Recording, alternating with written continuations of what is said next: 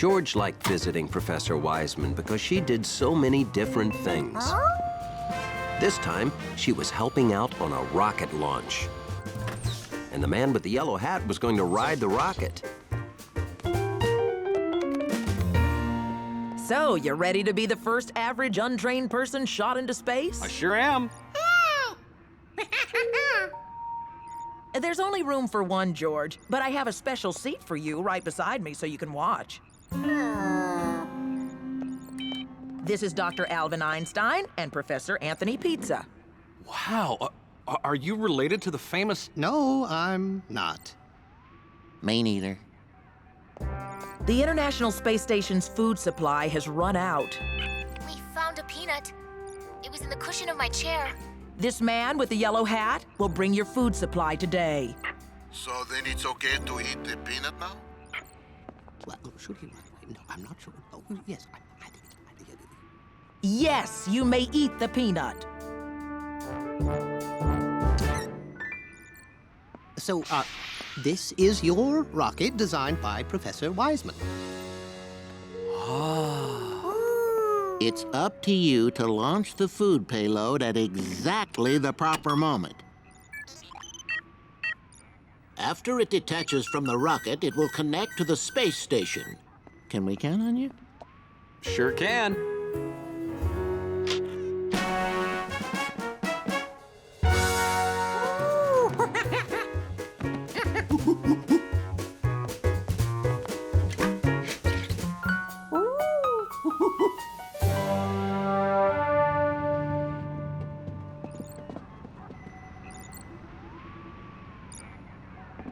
Professor Pizza and I are loading extra experiments you'll deliver with the food. George wanted to see what these experiments were. George, careful. This is an expensive, high-tech... raccoon? They'll live at the space station so we can study how they adapt to life in space. George could see into all the containers except this one. What was hidden in there?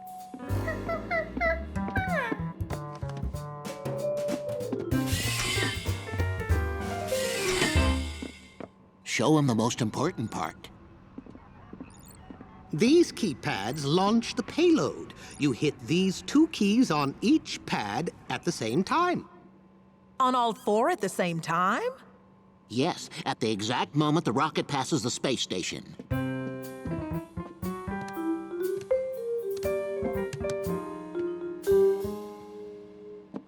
I can't. I only have 2 hands. The keypads were Pizza's idea. The raccoon was my idea. The 4 keypads was yours. Oh, here we go. Check your memos. I specifically remembered when you came up with the 4 keypads.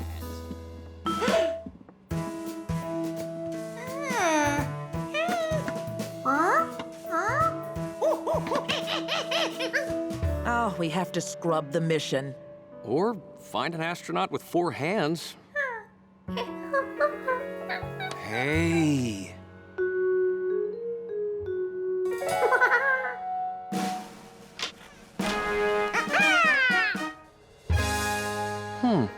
Don't be sad. You could have gone if you had 4 hands.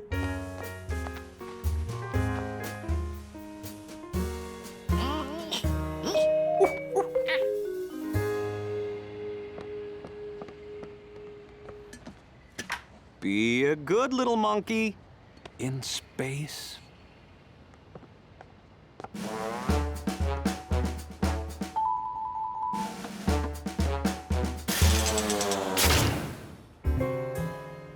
Ten, 9, 8, 7, 6, 5, 4, 3, 2, 1.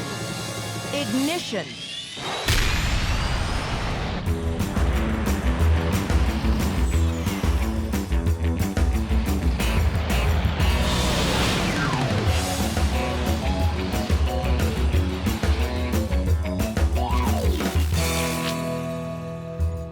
George, you've achieved orbit. To your left is Earth. To your right, you're passing the space station. Don't worry, you're circling the Earth, so you'll pass it again when you've done one complete orbit. Did I mention the lower gravity in space, plus the motion of the rocket, make you weightless? He's about to pass out of communication range. George, we're going to be out of contact for a few minutes. Don't be scared, George. See you soon.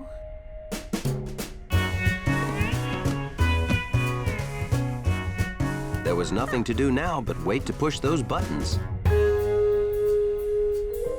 And wonder what was in that box. He'd seen how heavy these boxes were, so he gave a mighty monkey tug and found out he wasn't the only thing that weighed less in space. Toys! It was full of toys.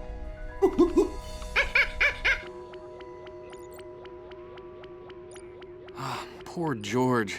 I hope he's not too scared being alone and out of contact.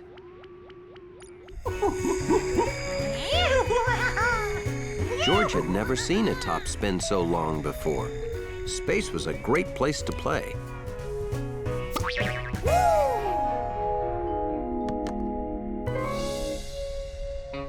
George wondered whether these toys would be more fun if he had someone to play with.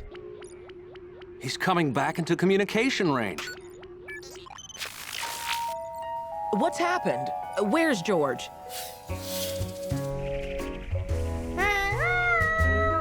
George, you must put the experiments away. Hurry, it's almost time to send them to the space station. At least he didn't free the ants.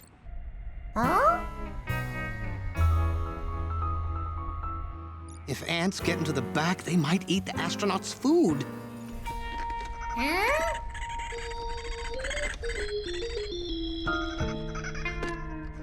In 28 seconds, he'll be in position to launch the payload.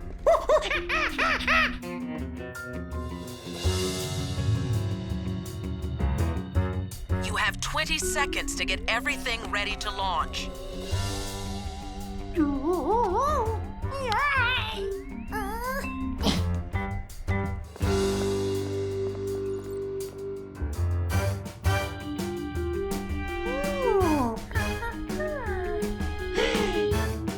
But George wasn't ready in time.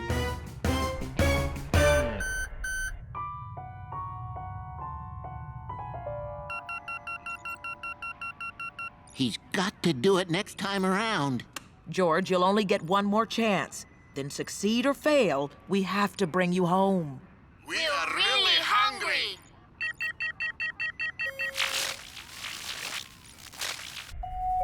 Hard to believe, but cleaning his room had prepared George for an important mission in space.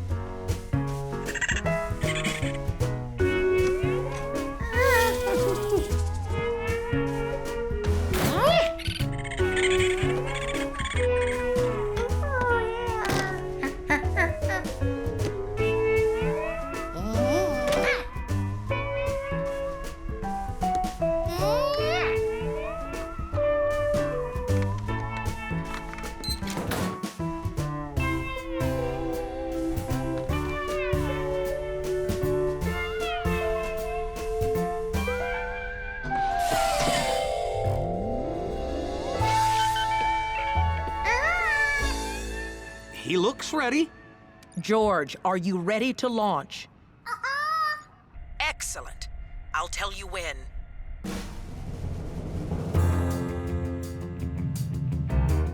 Oh, maybe we shouldn't have sent a monkey. Shh. Now, George, now!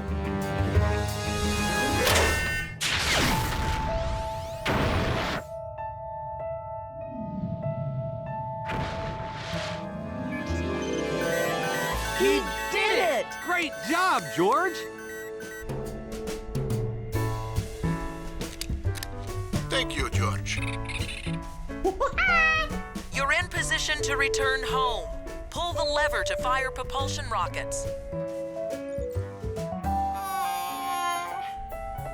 George, pull the lever now or you'll be out of position.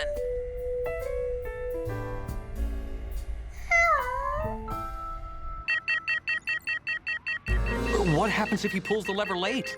He could land anywhere. Top of a mountain, the North Pole. George, pull the lever now!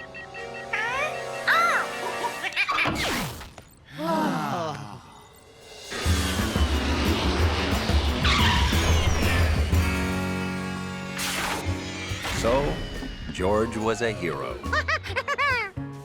And he proved just because you're a small monkey doesn't mean you can't take care of everything, down to the tiniest details.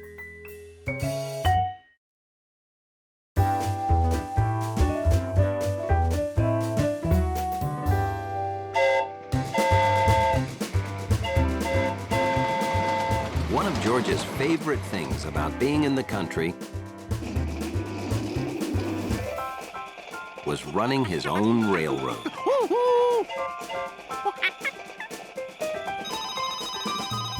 Hello? Oh, hi, Bill. The Kite Flyers convention just ended. I'm going to be coming home on the number 7 train. Okay. What time will your train arrive at the station? The number 7 arrives home at exactly 3 o'clock. All right, I'll be there. Bye-bye. George, you wouldn't want to bother coming to the train station to pick Bill up, would you?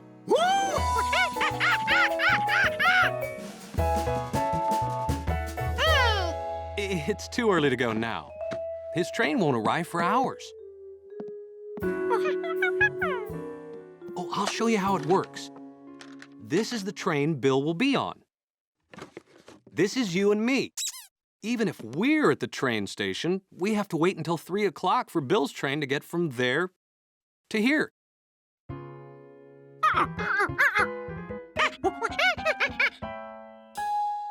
Okay.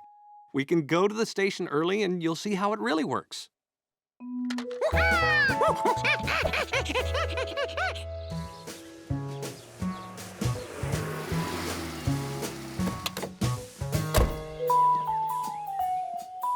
This was exciting. George had never been to the train station before. Well, hey there, young fellas. Taking a trip, are you? I recommend traveling by boat. Oh, we're not traveling. George wants to see how trains run. Well, would you like to see it from inside the station's very nerve center? Are we allowed up there? Well, of course. My brother's the station master. I'm bringing his lunch. Hey, Flint. Hey, Clint. Meet my mates, George and... Why, you're the man with the yellow hat. I see you in town from up here 'cause you stick out like a big yellow thing sticking out. Yeah. Well, this particular little monkey wants to see how real trains run. Yeah. Well, I'm the station master.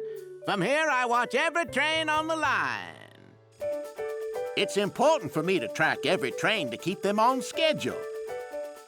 There now, see that? The number 1 train's supposed to get here first. Number 2 second, 3 third. It's simple.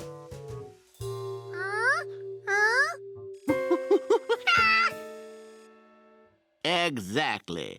I have to get that number 1 ahead of the number 2. Number 2, I'm switching you to the right-of-way so number 1 can pass. Okay, station master.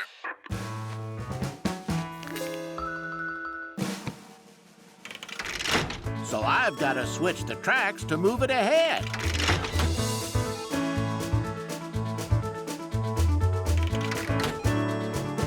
George saw exactly how Station Master Flint did his job. Time for the number 1 to come into the station. See now? Follow me. And there's the number 1 right on time. Now you know enough to run the railroad yourself. Lunch break.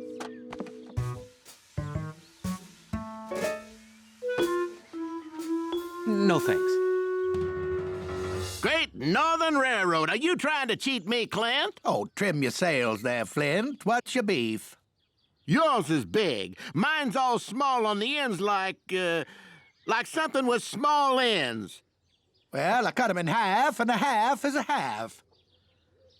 I'll make a new one and show you you're as wrong as pants on a trout. You be judge, so it's fair. Shouldn't someone be running the railroad? Oh, it's okay. I always stretch my legs at lunch. Anything unusual happens, this warning bell rings. George can stay. He can't harm anything. Remember, be a good little monkey. While Bill waited for the number 7 train to arrive, George was able to find the station where Bill was waiting. He also saw the trains were out of order.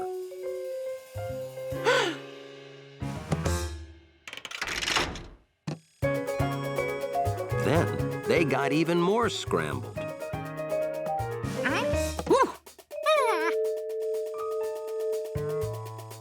Luckily, George had paid attention to what Station Master Flint showed him.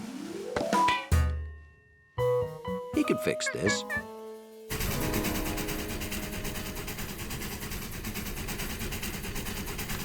Station Master, this is number 7. Right at number 9, pass us.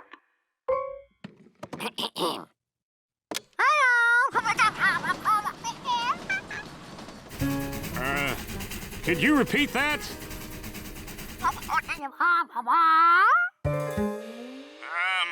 Okay, whatever you say. George could run toy trains and count to 10. How tough could this be?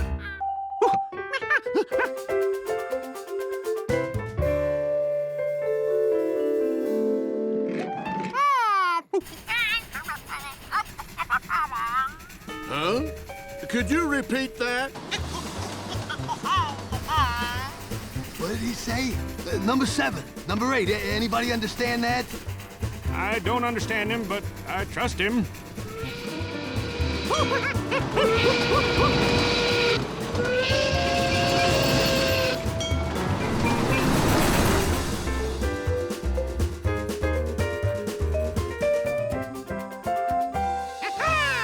Fast work, Station Master. We're all in order.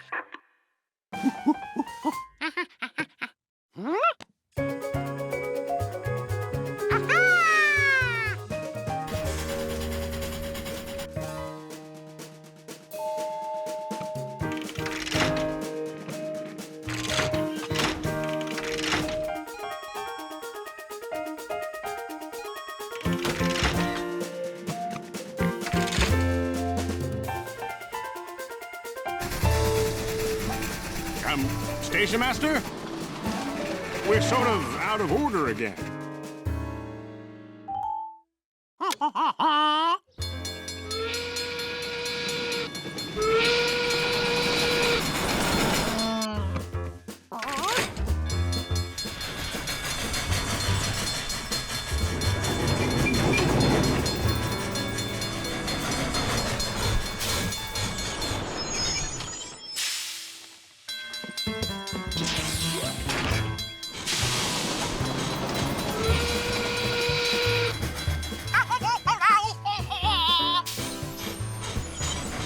Station Master, you did say reverse, didn't you?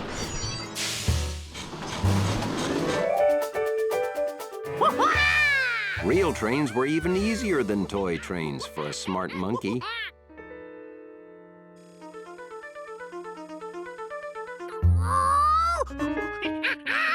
All he had to do was simply move the number 5 train first.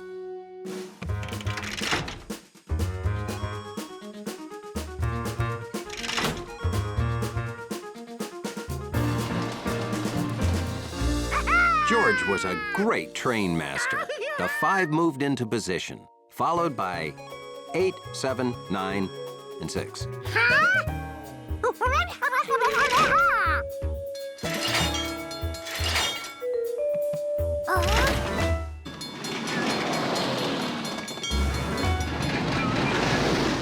then 6, 7, 9, 8, and 5. Then 7, 5, 6, 8, 9. 6, 9, 7, 5, 8. 5, 6, 8, 9, 7. 7, 5, 6, 8, 9. 5, 6, 8, 9, 7, 8, 7, 9, 5, 6. 5, 6, 5, 7, 5, 6, 8, 9, and then 356? Is it just me, or did that sound like a monkey? This wasn't like his toy trains anymore. George needed help. Flint was right outside comparing jelly sandwiches, unaware that a little monkey needed him. George didn't know why that warning bell wasn't going off. See, if the whole sandwiches are equal, the halves must be too, right?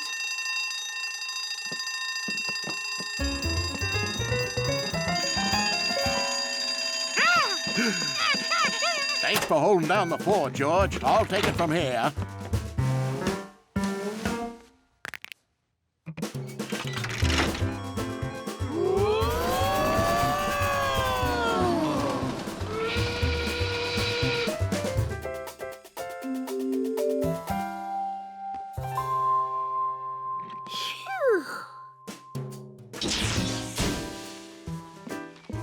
That was the craziest train ride ever. You wouldn't believe it, George.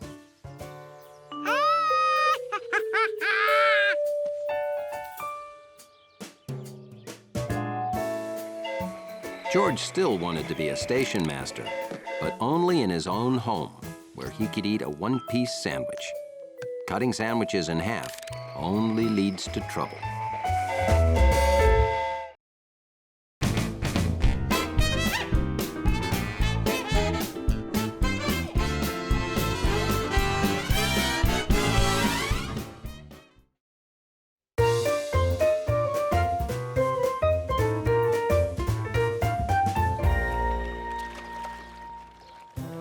A warm country day.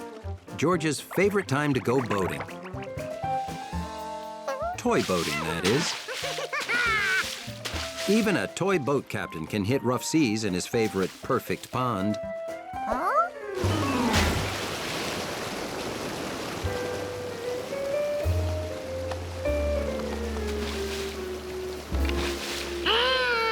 Sea captains don't cry, they make repairs.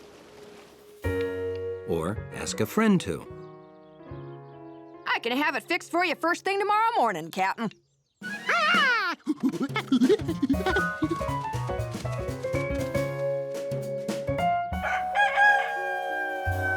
So, at exactly 10 seconds before the first thing the next morning... Right on time. There you go. Ready to set sail again. George rushed back to his perfect pond to set sail.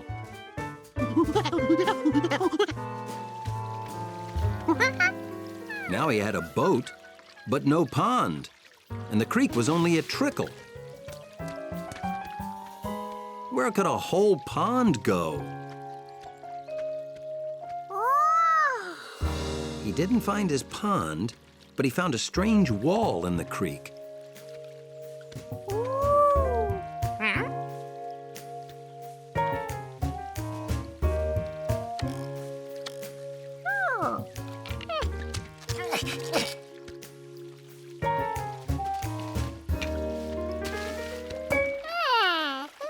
Here's what happened to the water. It got stuck behind this wall.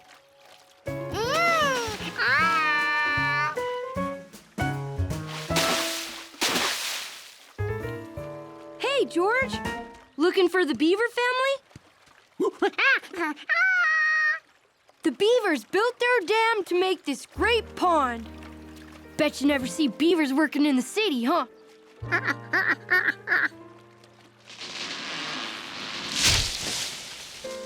Yep, that's them now, working in the woods. I took pictures of them. Don't get too close while they work or they'll get upset.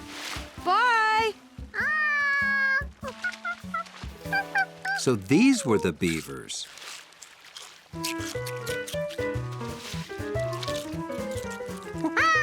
George tried to tell them their branches were floating away.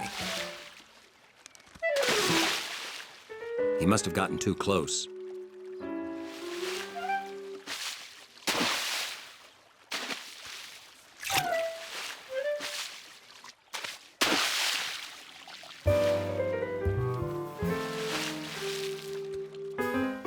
If the beavers didn't want him watching, he'd just sail his boat.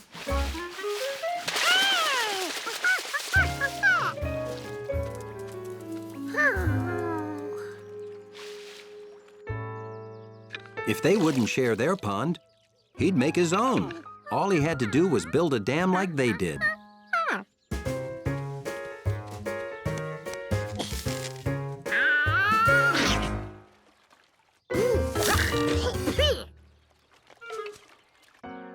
There must be an easier way to get wood for a monkey dam. Mrs. Rinkin's scrap wood.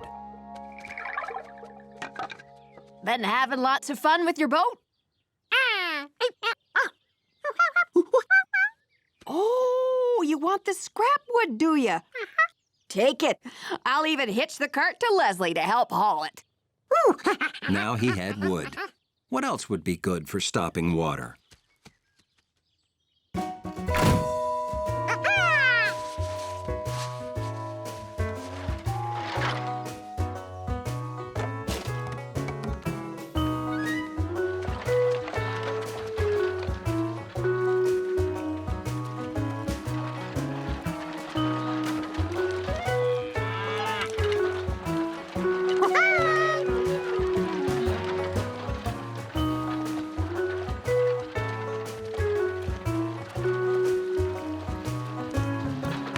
Upstream, George found the perfect spot for a monkey dam toy boat sail pond.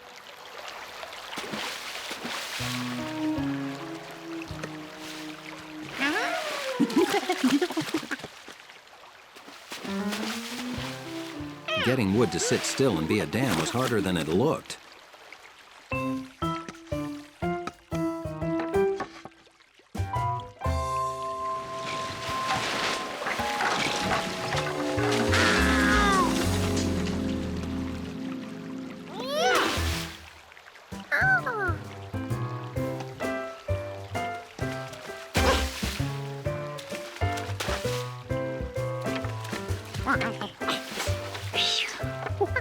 Water was still getting through. He had to stop the leaks.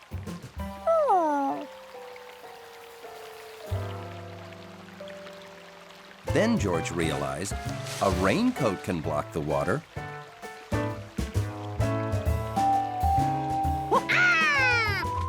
At last, George had built a dam. And now he had a pond, too. He was ready to set sail. But he'd left his boat home.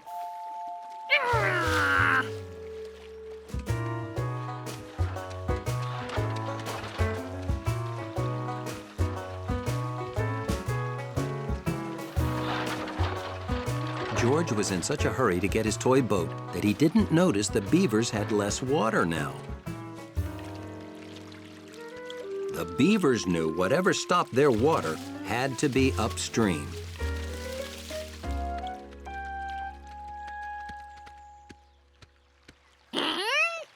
George's dam was ruined.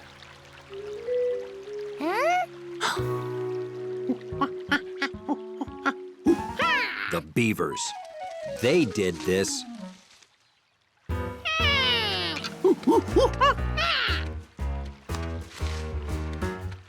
Building a dam twice in one day was hard work.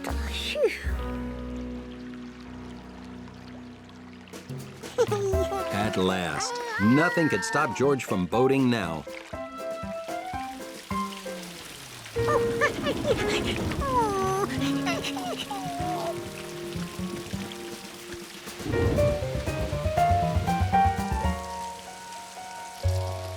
George didn't mind rain.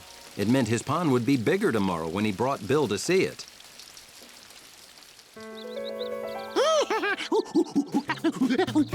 Okay, George, I'm coming.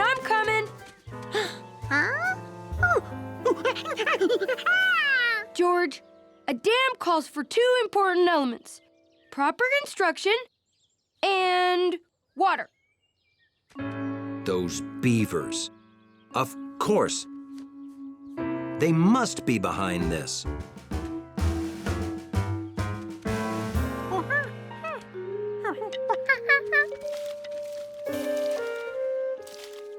This isn't good. The water's important to the beaver's home. There must be something wrong up the creek past your dam.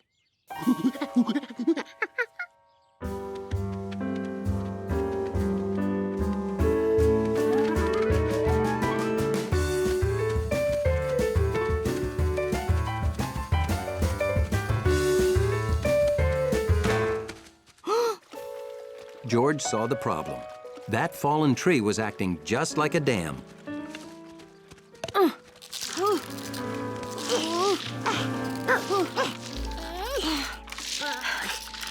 We're going to need someone strong to move this.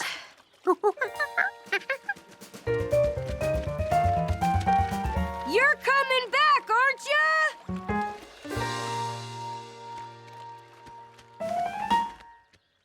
Leslie, there's a proper way to... I'm explaining to a cow. Move!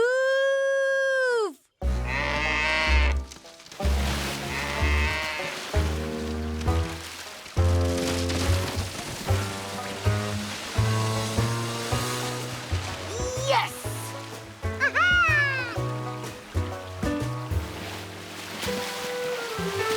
What's wrong? They should be happy.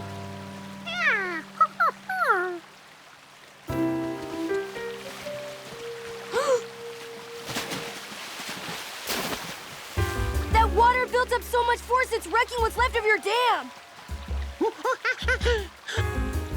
Oh no, the beaver dam!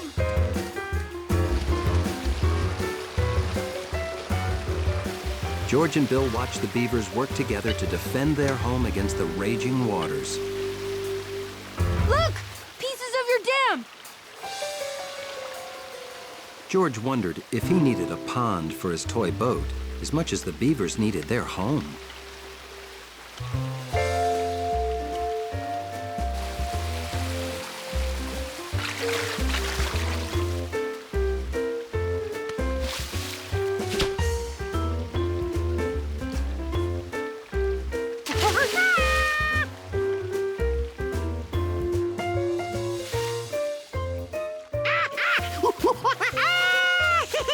George didn't even miss his old perfect pond. But he was probably going to need Mrs. Rinkins to build more boats.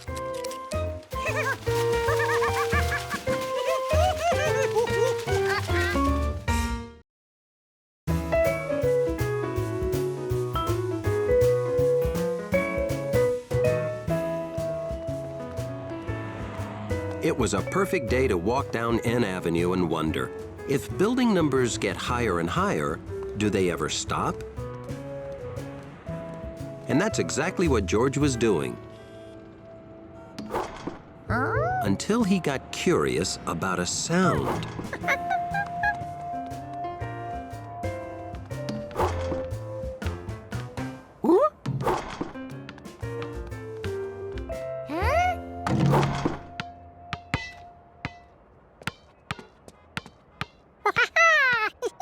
Hi, George. Want to shoot baskets?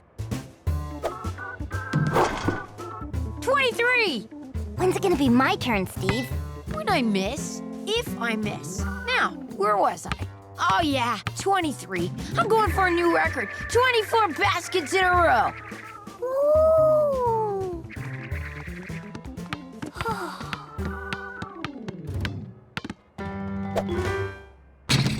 Oh! Now it's your turn, Betsy. Here, you take a turn, George. Huh?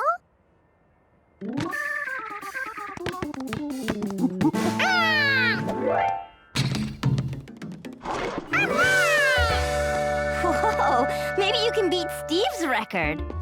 That's one. You need 23 more to beat me. George was sure he could get 24, 34, Maybe 104.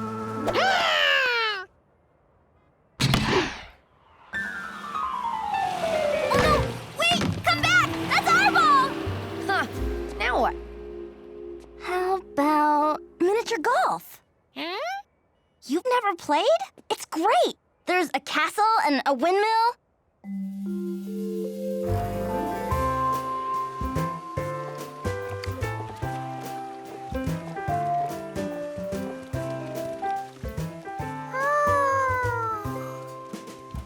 I'll show you how to play. I'm good at this.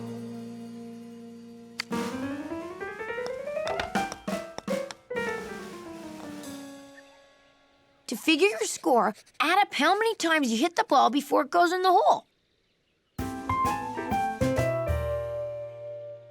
George had one goal, to do better at golf than he had at basketball.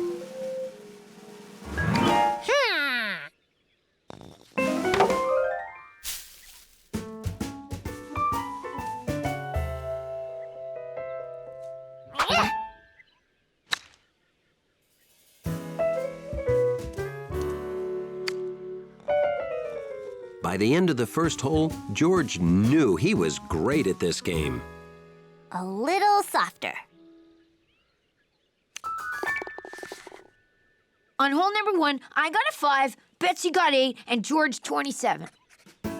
George hadn't come close to Steve's 23 baskets, but he already had the highest golf score.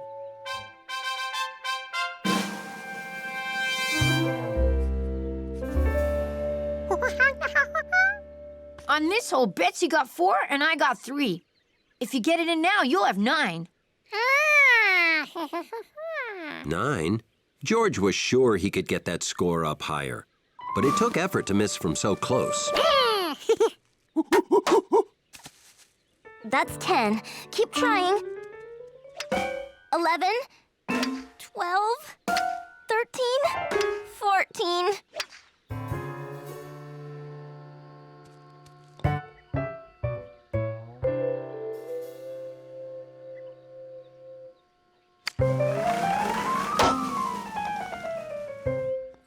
Hit the windmill again. That's 20. Getting a high score at golf was easy. George was born to golf. At the end of the game, Steve totaled up the scores. I had 35. That's my new record for the best score yet. Betsy's adds up to 58. And George, 257.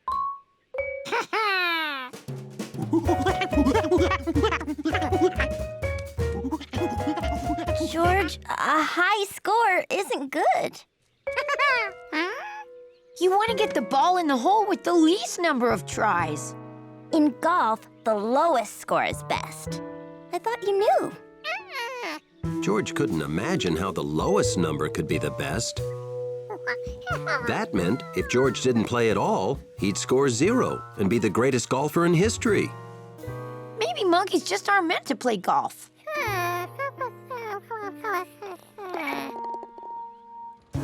Numbers can confuse a monkey.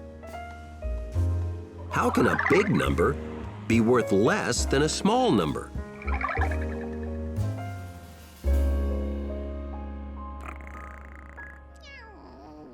Maybe monkeys weren't meant to play golf, or basketball, or to set records. That was just like miniature golf. I think you'd have done better at miniature golf if you'd known the rules. Sometimes girls and monkeys think exactly alike. We could build our very own golf course right here. I know where to get some great stuff to build a golf course with. Sure, you can play with that stuff. But don't ride the unicycle without a helmet.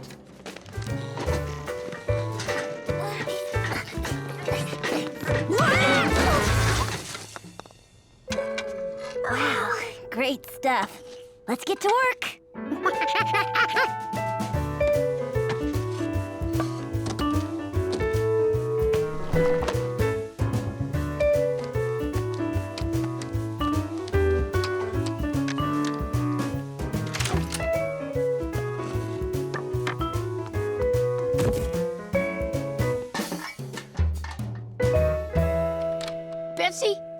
It says to be home for dinner in an hour.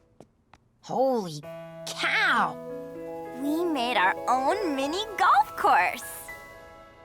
You want to play? Okay. In our game, each hole uses a special club.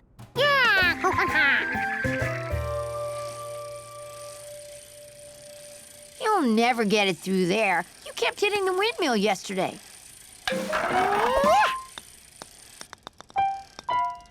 A hole in one! Great! If George can do that, I'm gonna break all my golf records on this easy course.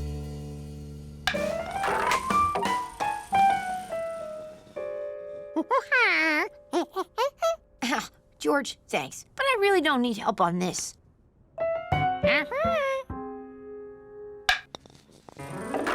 Are you keeping track of your score on this easy course, Steve? Oh, yes.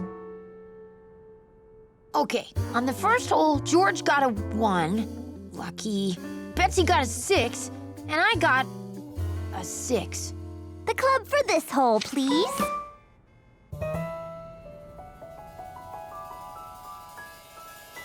Here we go. Whoa. Oh.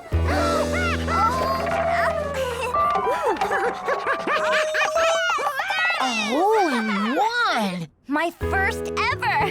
Looks like I'm going for the record, too. Okay, here comes my hole in one.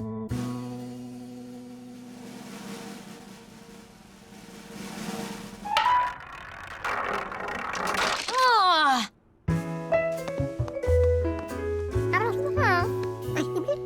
Uh-huh. Uh-huh. Uh-huh.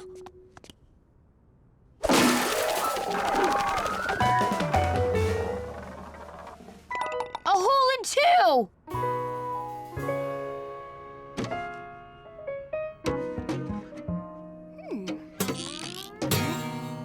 All right.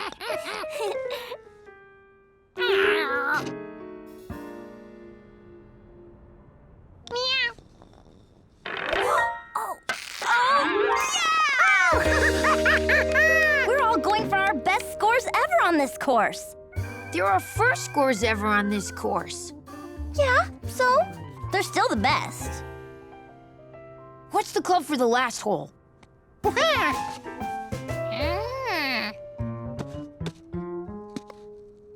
No club. It's a blowhole. Get it? Whale? Blowhole? Okay. Going around. And the house. Oh, oh, oh, oh, oh. Perfect.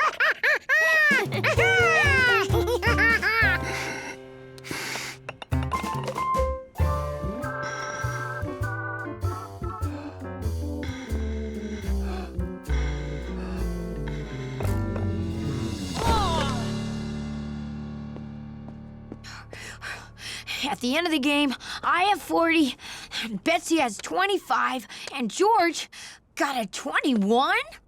I told you you'd play better when you knew the rules. I'm sorry. I said monkeys shouldn't play golf. You guys want to play real mini golf tomorrow? Thanks, but I think we like this better. Oh. Can I play again with you tomorrow? Maybe George can help me improve my game.